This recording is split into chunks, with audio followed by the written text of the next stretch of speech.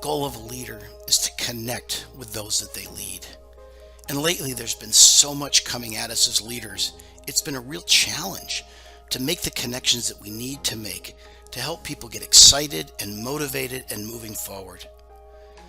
So what is a leader to do? What should we focus on in terms of communication?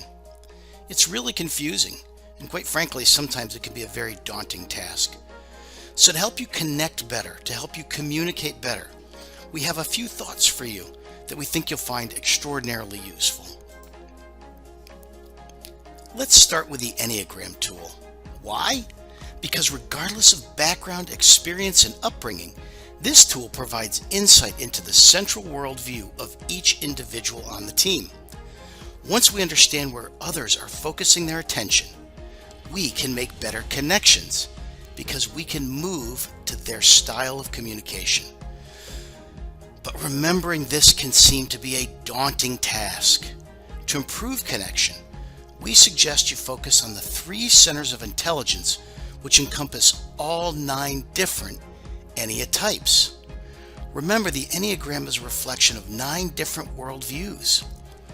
But if you can appeal to the 3 centers of intelligence, you're much further along in making a connection regardless of what's been going on around you. So let's think about these 3 centers of intelligence. The first center of intelligence is the head center of intelligence, and that encompasses 3 of the Ennea types, Ennea type 5, 6, and 7. And they really focus on making sure that there's enough information, making sure that they have options with the information. So recognize the head center of intelligence really focuses on thinking. The heart center of intelligence, which encompasses types 2, 3, and 4, actually tends to be more an emotive center of intelligence. They tend to lead with emotion when it comes to the way that they think and connect. And then, of course, the last center of intelligence, or the intuitive or the gut center of intelligence, really has sort of that intuition. How do I feel? And then what decisions should I make based on how I feel? But just knowing the 3 centers of intelligence is not enough. We also have to recognize that often to make a better connection, we also want to focus on the 3 things that create stress or anxiety for each center of intelligence. For example, the head center of intelligence really focuses on information or security. Is there enough information?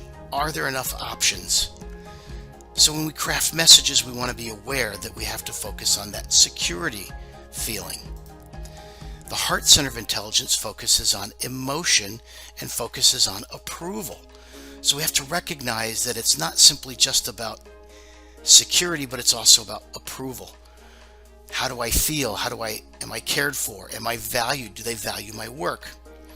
And then finally, the last center of intelligence, which is the intuitive center or the gut center of intelligence, is about control.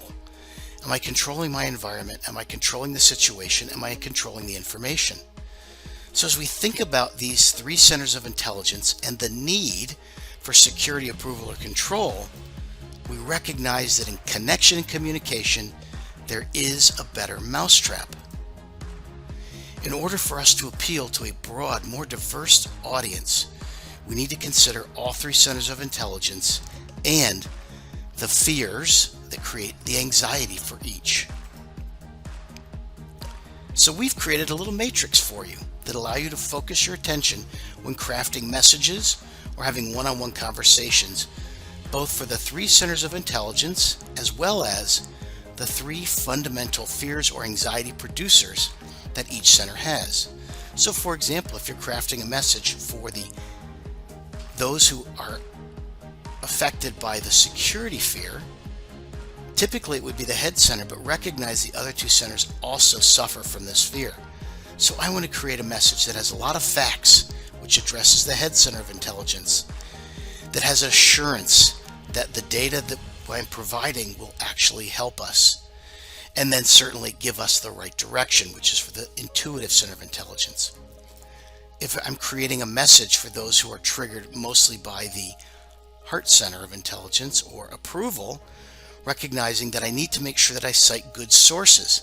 That addresses those of us who are in the head center, but yet still have some fear around approval, recognizing that I also need to focus on empathy for those in the heart center of intelligence, and then I want to make sure that my communication is direct for those in the gut center of intelligence.